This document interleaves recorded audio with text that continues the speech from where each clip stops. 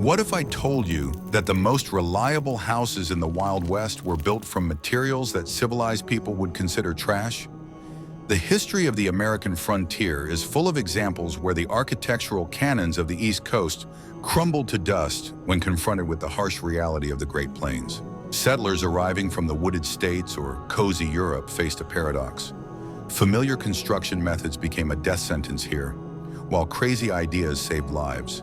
They had to discard all the knowledge they had received from their fathers and learn from the land itself, often through pain, mistakes, and the ridicule of their neighbors. Watch the video to the end, and you will learn how an ordinary newspaper could save a family from freezing to death, and why a house without a single nail stood for centuries where modern buildings collapsed within a year.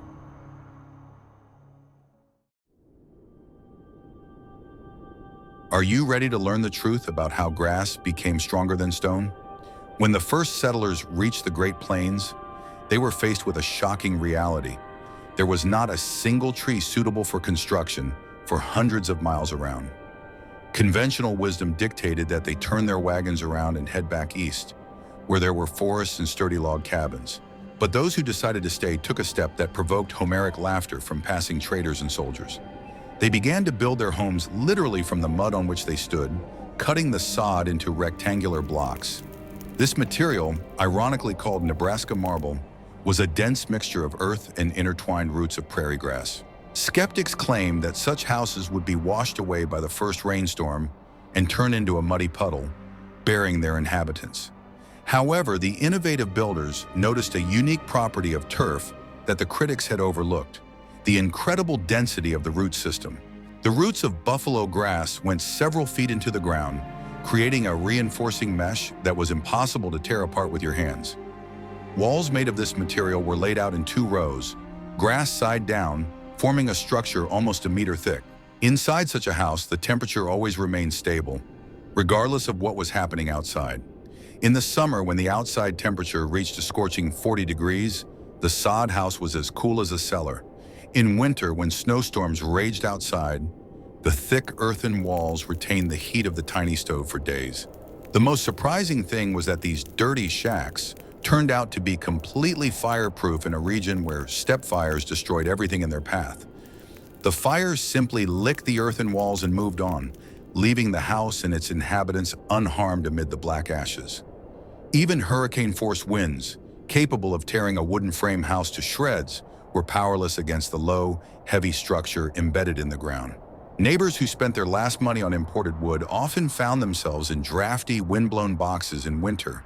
At the same time, the dirty farmers sat in the warmth, listening to the howling wind behind the thick walls of their earthen bunker. Aesthetics gave way to functionality, and survival became the main reward for ignoring traditions. Over time, the technology was improved, with people learning to level the walls from the inside and whitewash them to get rid of dampness and insects. Sod houses became a symbol of the stubbornness and ingenuity of people who refused to bow to circumstances. This decision showed that on the frontier, status and appearance are meaningless if they do not provide security. People realized that it was better to live in a warm house made of earth than to freeze in a beautiful house made of boards. The architecture of survival dictated its own harsh but fair laws, which could not be broken. I'm very interested to hear your opinion.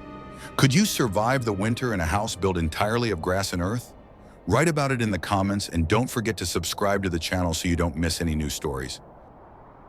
What if I showed you a house that looks more like a tomb, but gives life? An even more radical solution than a turf house was the construction of dugouts, cut directly into the slopes of hills or ravines.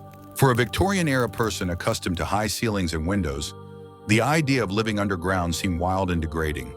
It was considered the lot of animals, not civilized Christian families who had come to conquer the Wild West.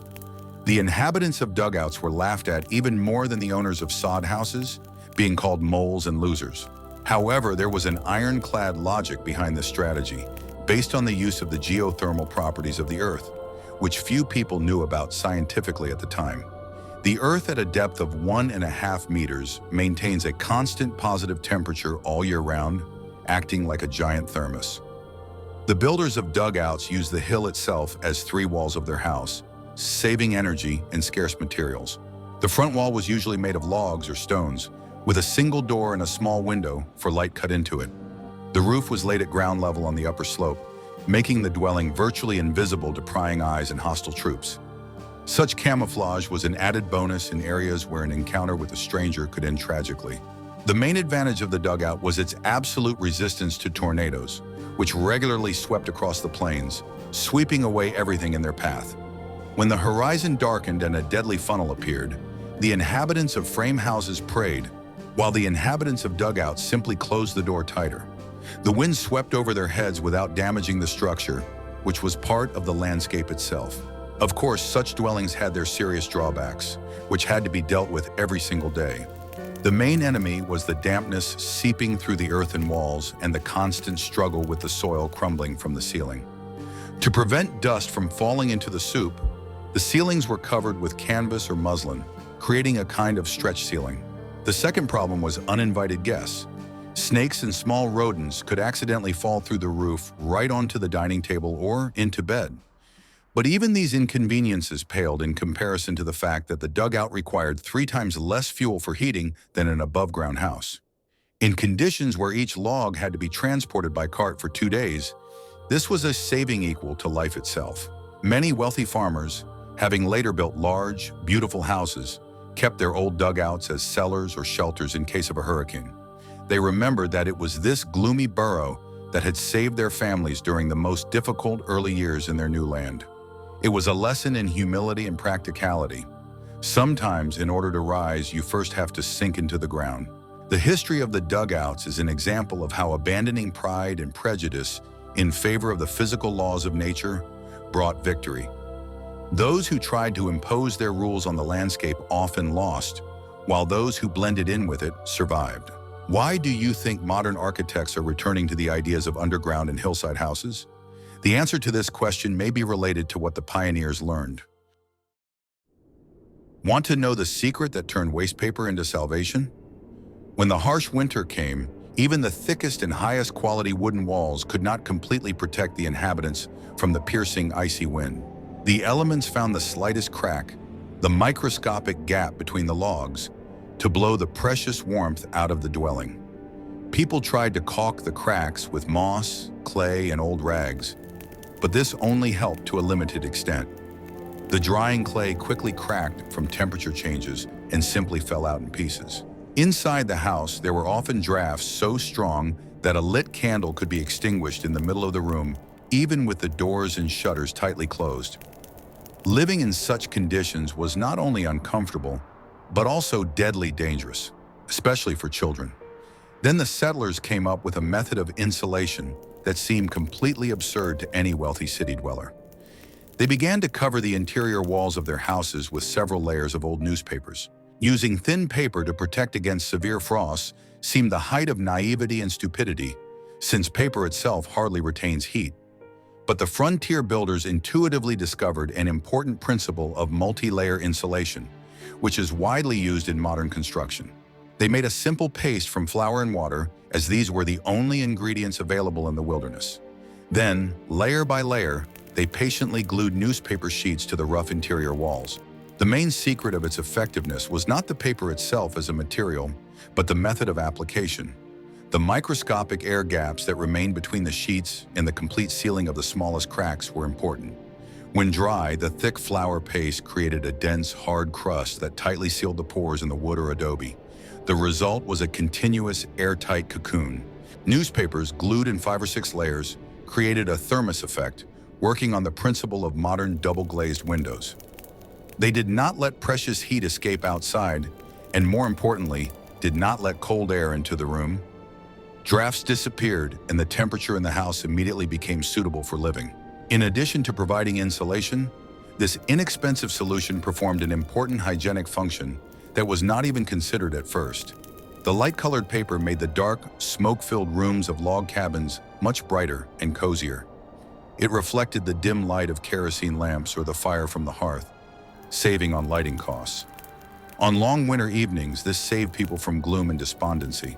The smooth surface of the paper also prevented insects from hiding and breeding in the deep cracks of old logs. This significantly reduced the number of bed bugs, cockroaches, and other parasites that were the scourge of the time. The paper wall did not provide pests with secluded places to nest, making the house cleaner. Settlers with a creative streak turned this routine process of insulation into a unique form of interior design. They tried to select pages with beautiful engravings, pictures, or interesting large headlines for prominent places. The walls became not only protection from the cold, but also the only accessible library and entertainment for the family. For children growing up in the wilderness, these walls often became their first textbook. Many of them learned to read from these headlines, running their fingers along the rough wall and putting letters together to form words. It was a huge source of information, literally surrounding the child from birth.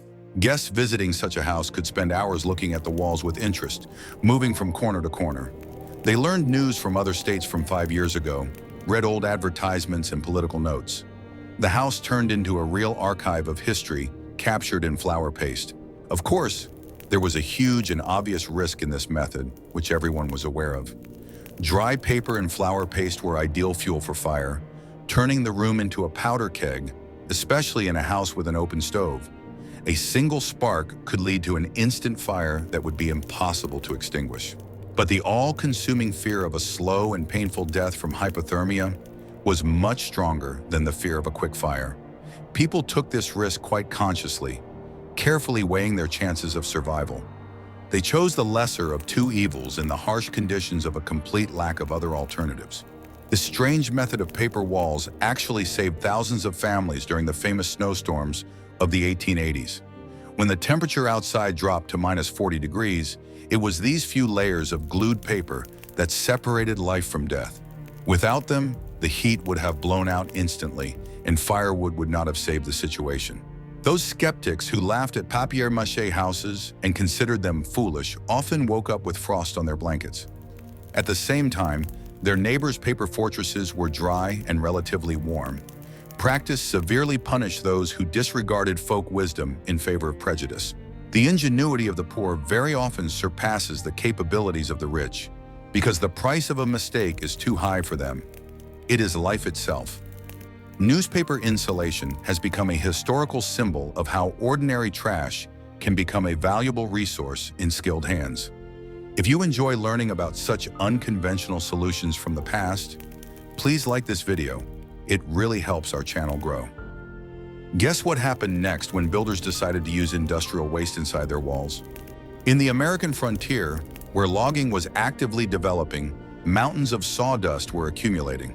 It was considered completely useless waste that was simply burned in huge bonfires or left to rot in ravines. However, some particularly observant people noticed a strange feature. They saw how long ice lasted under a thick layer of sawdust in special ice houses and cellars. The ice blocks did not melt under this cover, even in the hot summer when it was scorching outside. Sawdust worked as an ideal temperature barrier. Someone decided to apply this principle of reverse cold to preserve heat in ordinary residential buildings, taking a risk.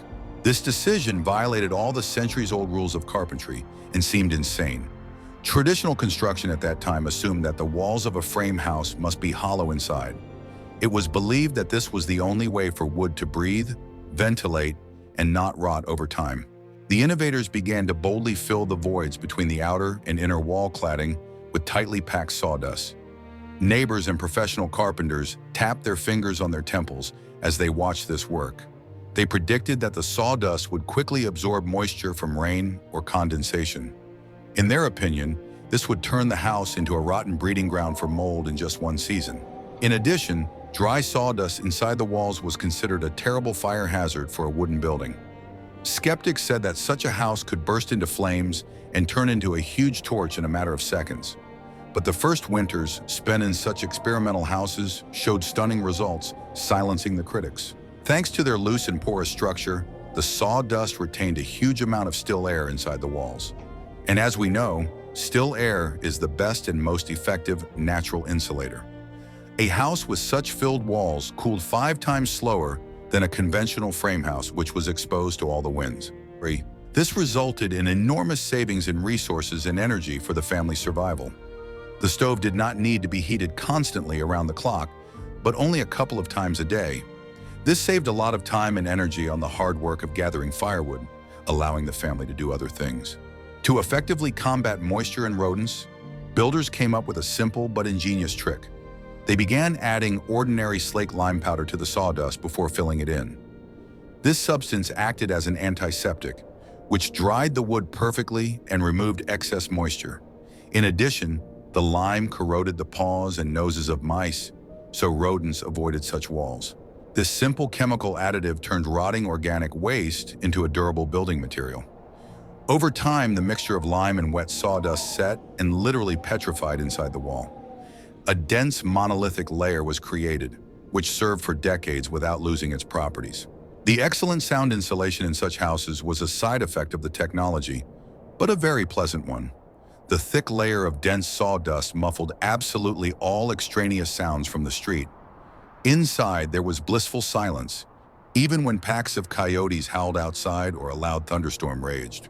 This created a feeling of deep psychological comfort and security, so important on the wild and dangerous frontier. People felt truly protected from the outside world.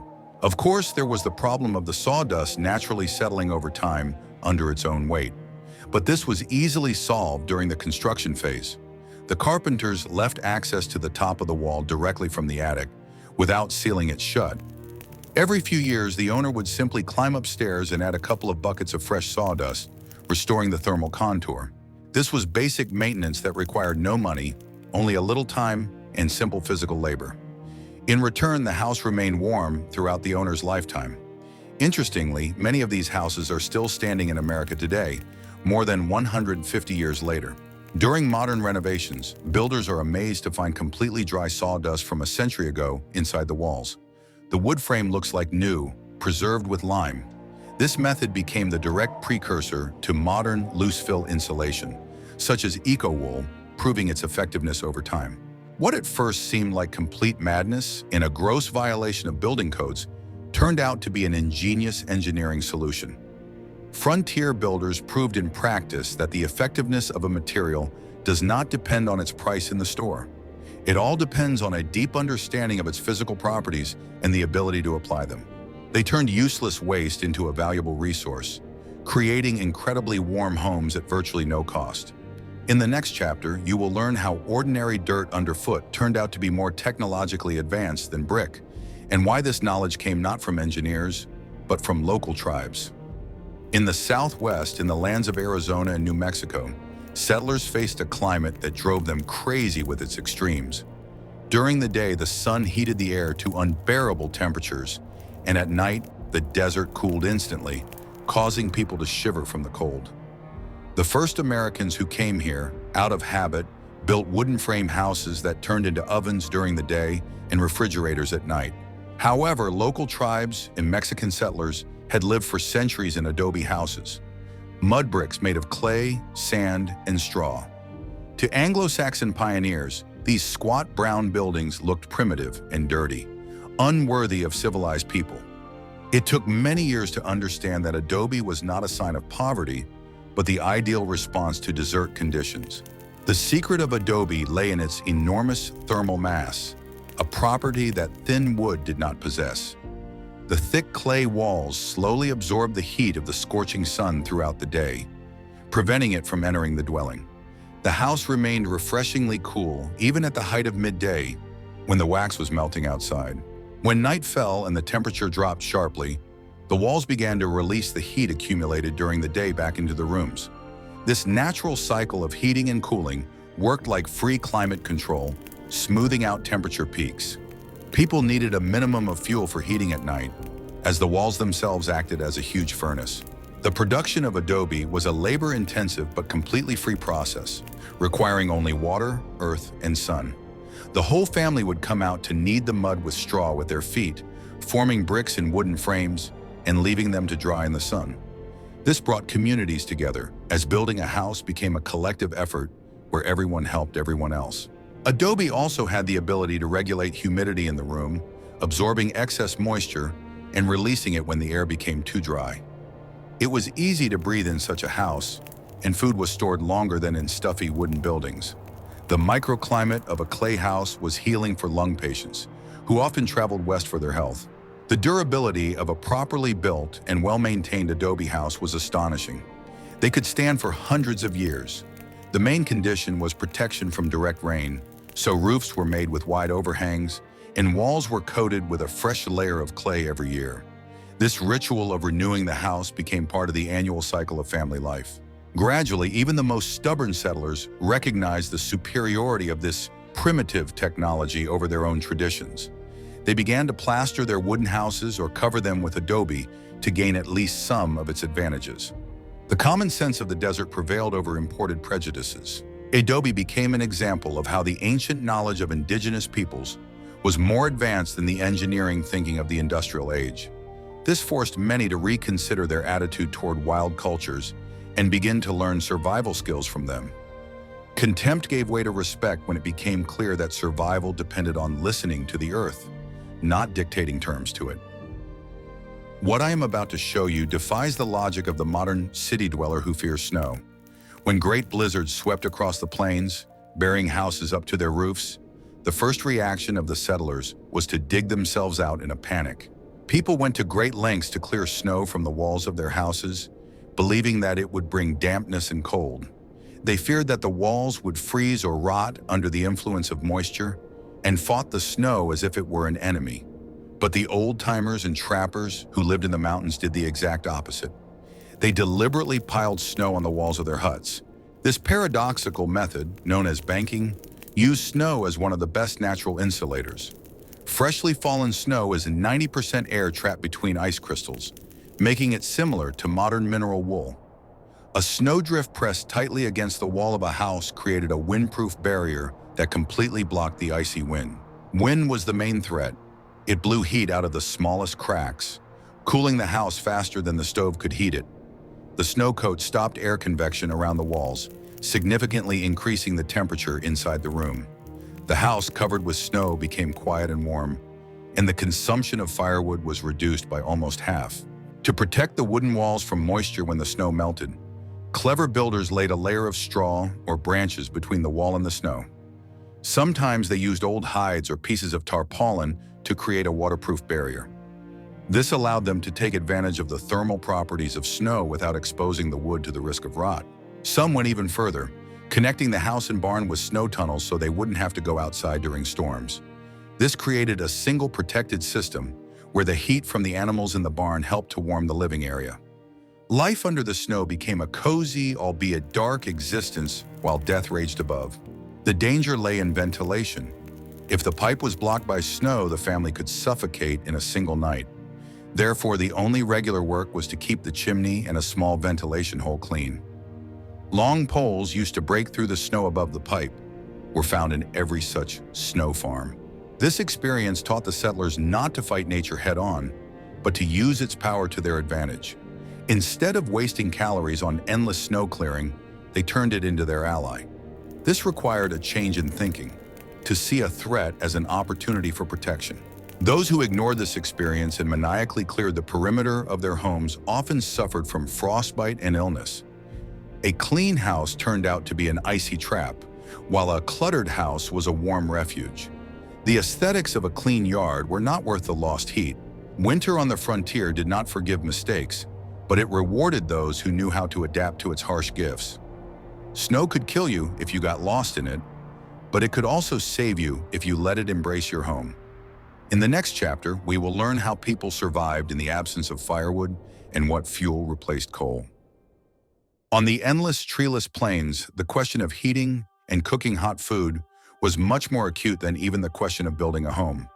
While a house could be dug out of the ground, fire required a constant supply of fuel. There were no trees for miles around, no coal deposits either, and transporting wood by rail was insanely expensive for ordinary poor farmers.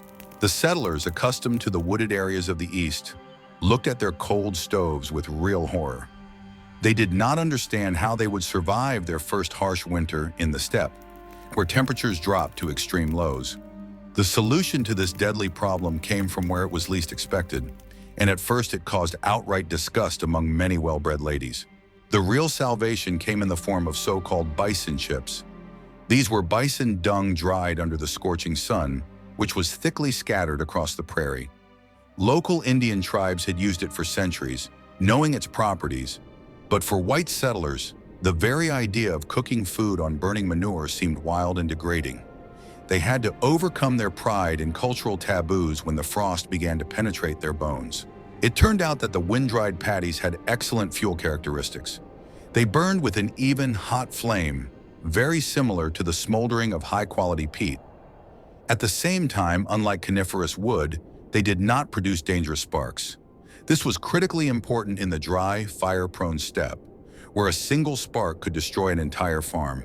In addition, this fuel retained heat for a very long time, allowing thick earthen walls to warm up.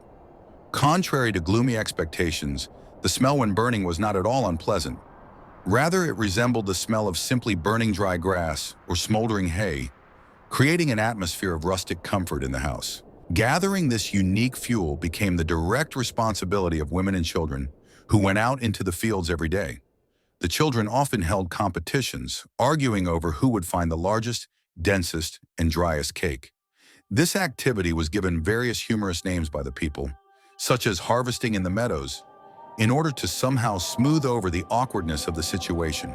The collected treasures were not simply piled up, but neatly stacked near the house in tall, beautiful wood piles. Huge reserves of this fuel were carefully covered from the rain with skins or grass, protecting them as the family's greatest treasure. Losing fuel reserves due to heavy rain meant condemning the family to a cold death.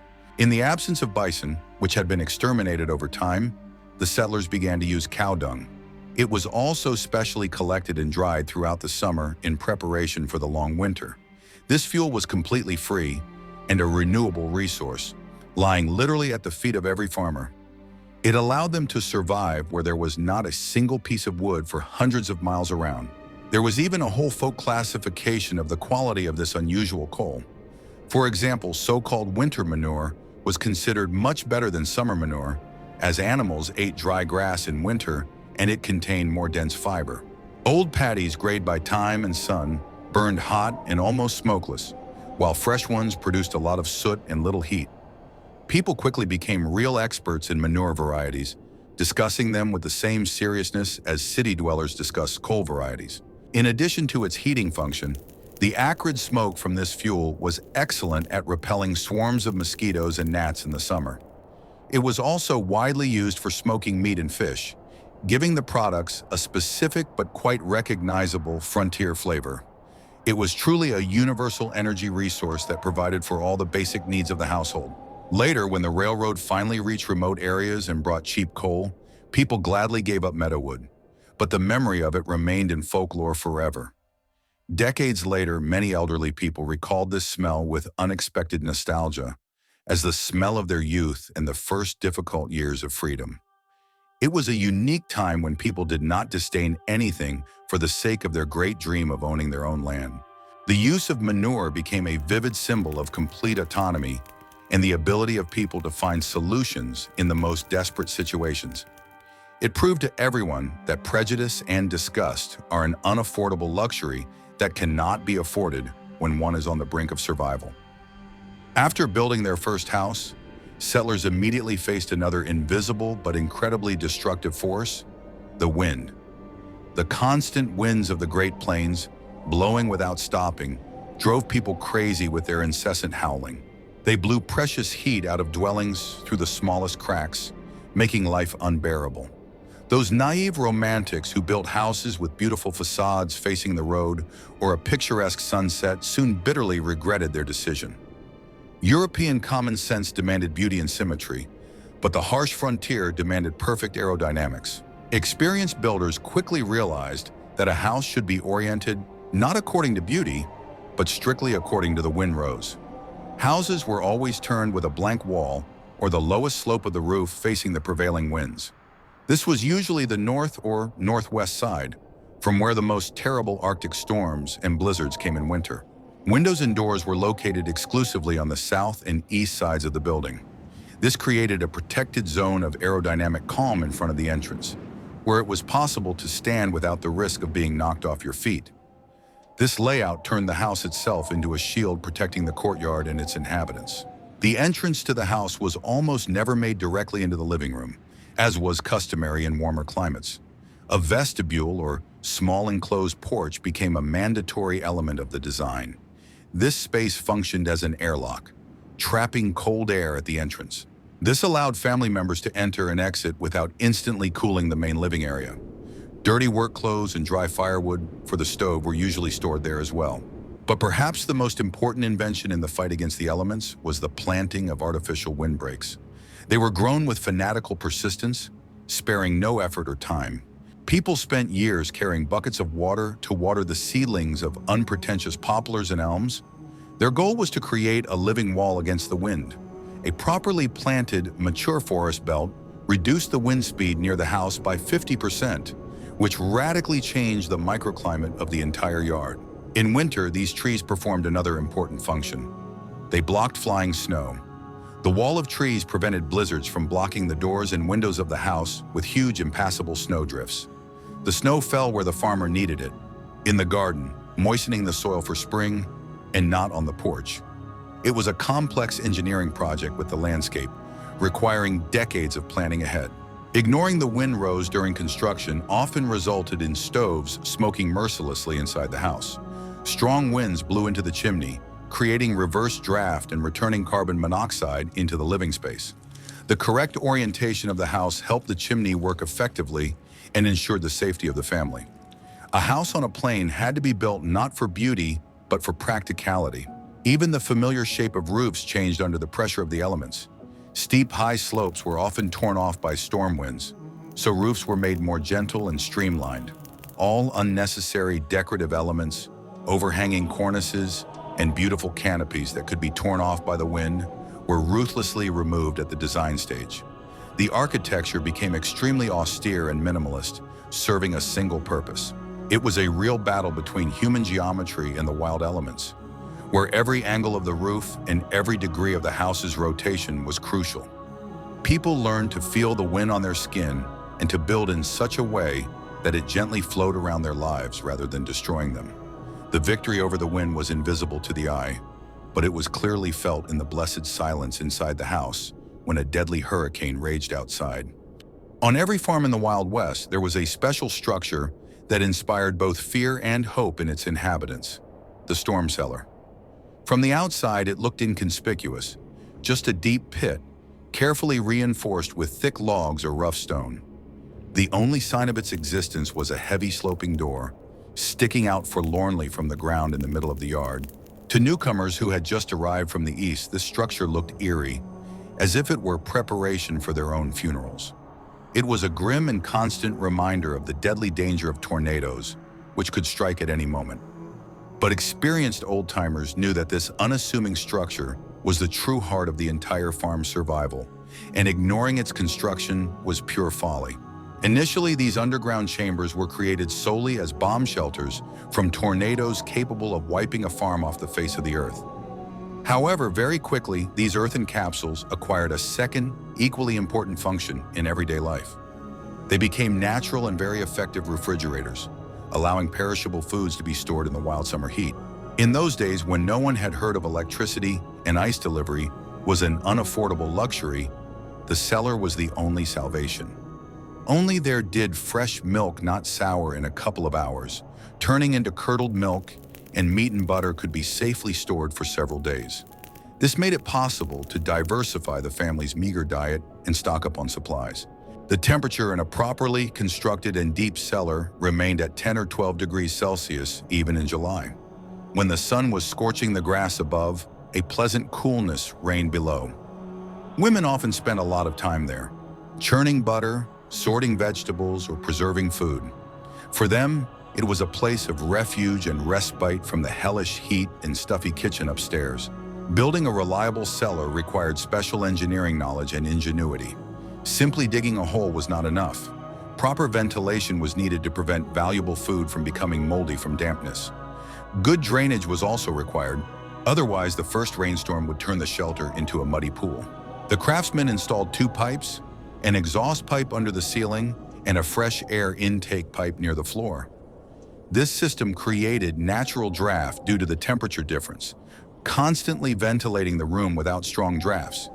It was a primitive but surprisingly effective climate control system based on the laws of physics. Cellar doors were always made according to special rules. They had to open inward or have a special mechanism for quickly releasing the hinges. This was done in case of a terrible event, such as a hurricane causing a house, barn, or centuries-old tree to collapse on top of the door. If the door opened outward, people would have been walled up alive under the rubble. The farmers' foresight went so far that they always kept an untouchable emergency kit in the cellar. It always contained an axe, a crowbar, and a saw so that survivors could cut their own way to freedom through the rubble. These tools were never taken for ordinary work. They were a sacred reserve for a rainy day. The cellar was also where the seed stock was kept, the most valuable thing a farmer had for the future harvest. The owner understood that if the house burned down or was blown away by the wind, it would be a tragedy, but one that could be remedied. But if the seeds were lost, the family would be doomed to starve to death the following year. It was a real fireproof safe in which the future prosperity of the family was stored. Often such cellars became the first temporary home for the family while the main sod house was being built. People lived in these pits for weeks and even months, setting up a modest life right underground before coming to the surface. This harsh start to a new life tempered the character of the settlers and taught them to be content with little. The social role of the cellar in the life of the community was also unexpectedly significant. During a tornado threat, not only the owners, but also their closest neighbors and random travelers caught in the storm would crowd into it. In the cramped, dark space amid the terrifying roar of the elements, people shared their fears and prayers, becoming emotionally closer to one another. The storm cellar was a symbol of recognition of the colossal power of nature and man's willingness to yield to it in order to survive. It was a place where human pride gave way to the basic instinct of self-preservation. European civilization, arriving on a new continent, brought with it an unshakable cult of the right angle. Houses, rooms, city blocks, and plots of land were all planned to be exclusively square or rectangular.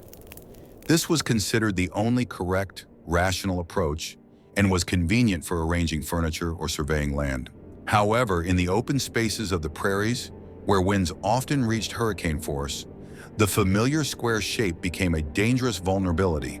Straight, wide walls acted like sails, taking the full brunt of the element's destructive power. This put enormous pressure on the frame structure, often leading to the destruction of the building. At the same time, indigenous peoples and some particularly observant white settlers used completely different principles.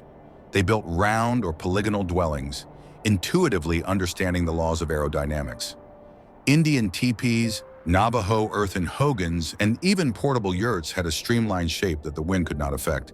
The airflow simply flowed around such a structure, finding no flat point of support to strike. The wind slid over the rounded sides of the dwelling and, according to the laws of physics, pressed the structure even more firmly to the ground instead of overturning it. Nature itself suggested that a sphere or cone was the ideal shape for a windy plain. In the mid-19th century, octagonal houses, or octagons, became fashionable, and builders provided a scientific basis for this. Enthusiasts claim that this shape significantly saved precious building materials, which were always in short supply. Mathematics confirmed their words. With the same internal area, the perimeter of the walls of a circle or octagon is smaller than that of a square. This meant that less scarce wood and stone were needed for construction, which was a compelling argument. In addition, such houses were much better and more evenly lit by the sun throughout the day.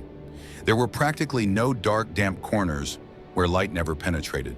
Heating a round room with a single stove standing strictly in the center was much easier and more efficient in terms of wood consumption.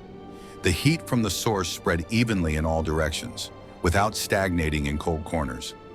This created a comfortable temperature zone throughout the entire volume of the dwelling. Air circulation in such houses was natural, which contributed to a healthier indoor climate. Residents of such houses were less likely to suffer from lung diseases, as the air did not stagnate.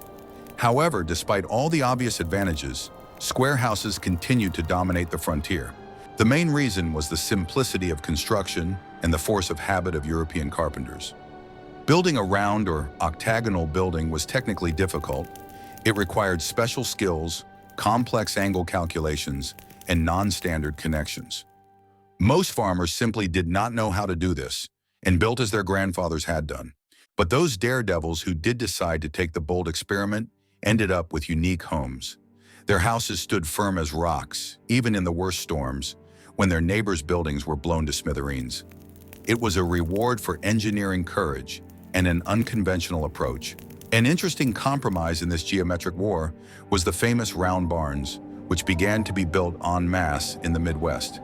They proved to be incredibly resistant to wind loads and very convenient to operate. This shape allowed cattle standing in a circle to be fed from the center with minimal effort, simply by turning around on the spot. It was a clear victory of functionality and common sense over the blind tradition of straight lines. History has clearly shown people that nature itself does not like right angles and fights against them. Man's attempt to impose a cube on the landscape requires enormous amounts of energy and materials to maintain its shape. Those who wisely copied the forms of nature itself, gentle hills, tree trunks, polished stones, gained an advantage in durability. Round houses remained a rarity, the preserve of eccentrics and local sages, but each such house was a monument to human intelligence. They reminded everyone around them that the most durable and perfect forms had long been invented by nature. All humans needed to do was humble their pride and replicate them. This great confrontation of geometries was part of a larger battle for adaptation, where in the end, the more flexible won. The history of frontier development is not only a history of shootouts and gold rushes, but also a chronicle of amazing engineering ingenuity. People who came to the wildlands quickly realized that their old experience and common sense did not work here. They had to forget what they had been taught in schools and guilds and start learning from the wind, the earth, and the snow. Houses made of turf, heating with manure, newspaper walls. Today, all this seems like curiosities or signs of despair, but in fact, these were triumphs of the human mind, capable of finding solutions in hopeless situations. These people did not just survive, they created the foundation for a future civilization, literally from mud and sticks.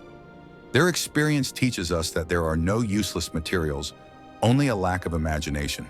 Which of these solutions did you find the most insane, or conversely, the most ingenious? Write in the comments if you would like to see an episode about the life of gold miners in Alaska. Subscribe to the channel so you don't miss new dives into the real history of survival.